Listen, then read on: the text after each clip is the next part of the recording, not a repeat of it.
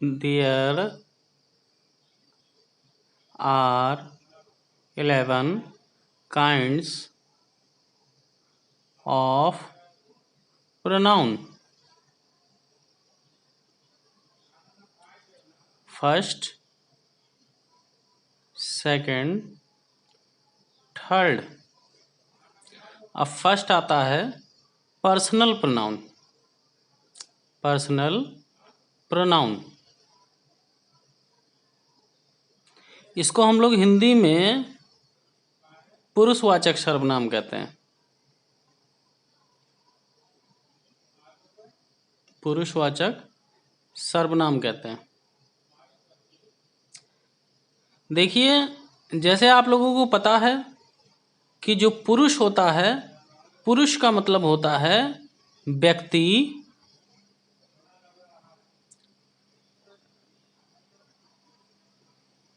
इंसान, मानव। यानी आप इसी से समझ सकते हो कि जो पुरुषवाचक सर्वनाम होता है उसमें इंसानों के बारे में बात किया जाता है, यानी व्यक्तियों के बारे में बोध होता है। और जो आपका पर्सनल प्रोनाउन है ये भी 3 प्रकार के होते हैं। It divide into 3 parts, first person, second person, third person. इसी को अगर हम सर्वनाम को, पुरुषवाचक सर्वनाम को अगर हिंदी में बात किया जाए तो ये 3 भागों में बटा है। उत्तम पुरुष, मध्यम पुरुष, अन्य पुरुष। अब देखिए, उत्तम पुरुष जो होता है, जो कार्य की शुरुआत करता है, वो उत्तम पुरुष कहलाता है। जैसे कि मैंने आपको बताया कि ये 3 प्रकार में बटा है। First person, second person, third person. Third person इसको हिंदी में बोलते हैं उत्तम पुरुष, मध्यम पुरुष,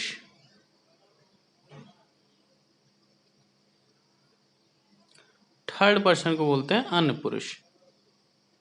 अन्य पुरुष।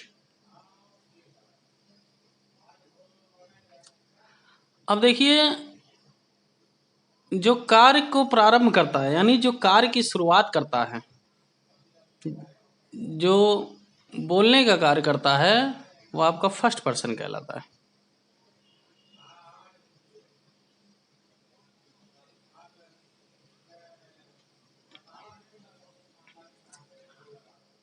जो सुनता है वो सेकंड पर्सन कहलाता है। सेकंड पर्सन होता है। और जिसके बारे में बात किया जाए वो थर्ड पर्सन होता है। यानी यदि कोई ऐसा व्यक्ति हो जो वहां पे अवेलेबल ना हो और उसके बारे में बात चल रही हो तो वो थर्ड पर्सन हो गया।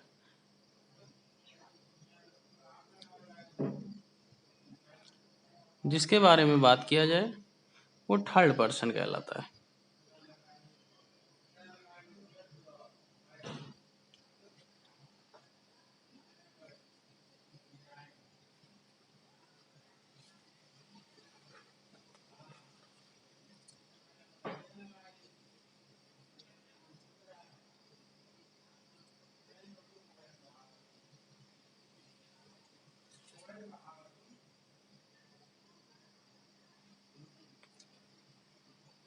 आई और वी, सेकंड होता है, सेकंड पर्सन यू होता है, और थर्ड होता है ही, सी, it, they.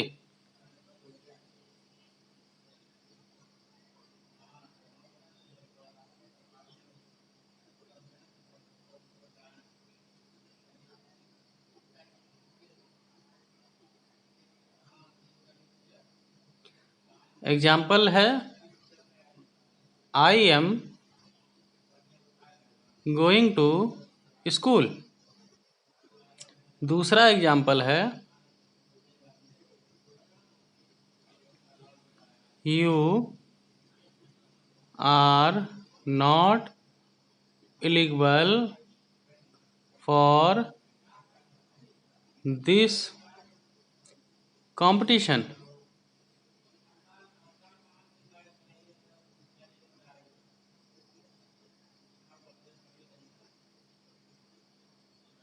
they went to market। अब देखिए जो आपका हमारा पहला सेंटेंस है, I am going to school, मैं विद्यालय जाता हूँ। You are not eligible for this competition, तुम इस कॉम्पिटिशन के योग्य नहीं हो। दे वेंट टू मार्केट, वो मार्केट गए। इस तरीके से हमारा जो है पर्सनल प्रोनाउन पूरा हो गया। अब जो हमारा अगला प्रोनाउन है वो है इंट्रोगेटिव प्रोनाउन। इसको हिंदी में जो है प्रश्नवाचक सर्वनाम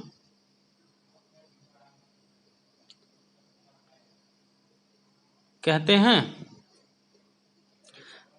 अब देखिए इंट्रोगेटिव प्रोनाउन उसे कहते हैं, यानी वह सर्वनाम जो प्रश्न पूछने का कार्य करते हैं।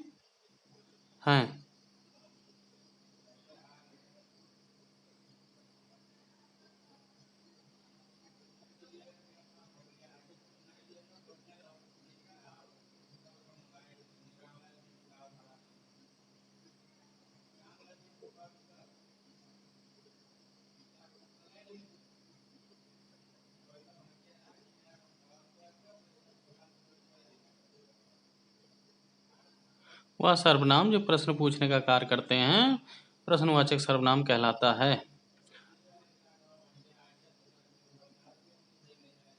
To ask A question,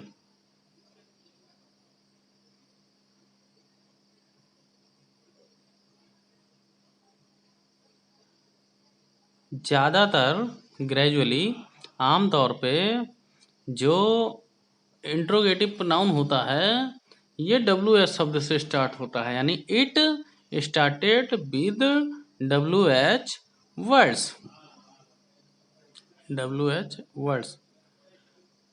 example, what is your name.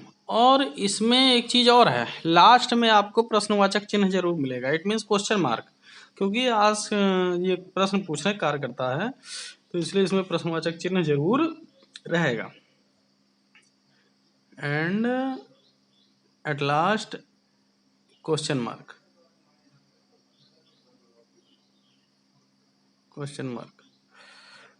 Example देख लीजिए, व्हाट इज योर नेम।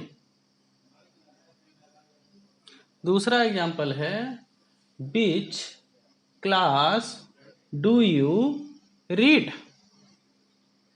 तीसरा एग्जाम्पल है, what are you doing. At last में, हुज बुक इज दिस। इसमें जो व्हाट है, जो बीच है, व्हाट है, हुज है, ये आपके इंट्रोगेटिव प्रोनाउन होते हैं। आई होप, मैं आशा करता हूँ कि आप लोग पर्सनल प्रोनाउन और इंट्रोगेटिव प्रोनाउन बहुत अच्छे से समझ गए होंगे। इस तरीके से हमारे जो प्रोनाउन हैं वो प्रोनाउन के दो पार्ट समाप्त हो गए। और अब इसी प्रकार से अब हमारा जो तीसरा आता है वो है हमारा डेमोन्स्ट्रेटिव प्रोनाउन। देखिए ये जो प्रोनाउन है काफ़ी इम्पोर्टेंट चैप्टर है, बहुत बड़ा चैप्टर है, इसलिए मैं आपको ये 3 छोटे छोटे पार्ट्स में वीडियो बनाऊंगा जिससे आपको ये अच्छे से समझ में आए, ठीक है। और जो है इस तरीके से मैंने आपको 2 पढ़ा दिया है, और जो तीसरा है वो हमारा डेमोन्स्ट्रेटिव प्रोनाउन है। अब जैसे कि आप लोग जानते भी होंगे डेमोन्स्ट्रेटिव, ये आपने शुरुआत में ही सुना होगा कि डेमोन्स्ट्रेटिव जो प्रोनाउन होता है वो संकेतवाचक सर्वनाम होता है, ठीक है। और जो संकेतवाचक सर्वनाम होता है, ठीक, उसका मतलब होता है, संकेत का मतलब होता है इशारा करना। जैसे कि मैंने आप लोग को बताया डेमोन्स्ट्रेटिव जो प्रोनाउन होता है इसका मतलब होता है संकेतवाचक सर्वनाम, और संकेत का मतलब होता है इशारा करना, या इसी को इंग्लिश में बोलते हैं इंडिकेटर टू नाउन।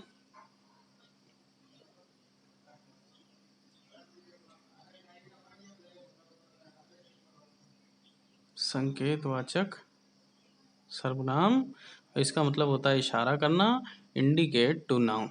ये नाउन को बताने के लिए इशारा किया जाता है और इसमें जनरली जो है आमतौर पे सिर्फ 4 ही शब्दों का इस्तेमाल होता है। Only 4 words are used in this pronoun, this, that, these, दोस।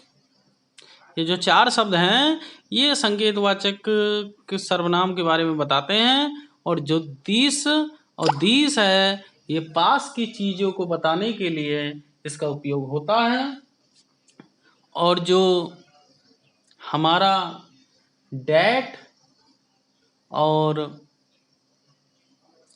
दोष, इसका इस्तेमाल जो होता है वो दूर की चीजों को बताने के लिए होता है, दूर की चीजों को बताने के लिए होता है।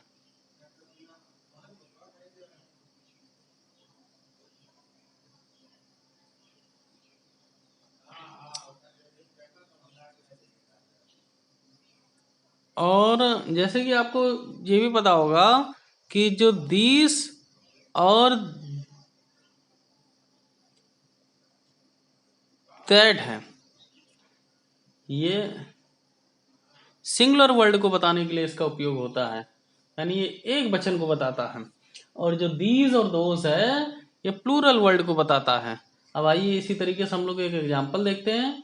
जैसे पहला एग्जाम्पल हमने लिखा है, दिस इज माई हाउस, ये मेरा घर है। यहाँ पे जो हाउस है ये नाउन है और जो दिस है वो उस घर के बारे में बता रहा है। दूसरा जो हमारा एग्जाम्पल है वो that is a mango tree, वह आम का पेड़ है। तो मैंने जैसे कभी आप लोग को बताया था कि जो दिस और दोज है ये प्लूरल वर्ड को बताता है, और जो हमारा दिस और डैट है ये सिंगुलर वर्ड को बताता है। इसी तरीके से तीसरा एग्जाम्पल देखिए, दीज एप्पल्स आर सॉर, ये जो सेब हैं ये खट्टे हैं। तो आप इसमें देख सकते हैं जो दिस, डैट और दीज हैं ये डेमोन्स्ट्रेटिव प्रोनाउन होते हैं। और इस तरीके से आज की वीडियो में मैंने आपको तीनों प्रोनाउन के बारे में बता दिया है, और मैं आशा करता हूँ, उम्मीद करता हूँ कि आपको ये अच्छे से समझ में आ गया होगा। इस तरीके से आज का सेशन यहीं पे द एंड होता है। बाकी फिर आपसे बता रहे हैं, यदि आपने हमारे चैनल को सब्सक्राइब नहीं किया है तो आप हमारे चैनल को सब्सक्राइब कर लीजिए, press the bell icon button, जिससे कि आपको निरंतर हमारी वीडियोस मिलती रहे। इसी के साथ में मैं आपसे विदा लेता हूँ। जय हिंद, जय भारत।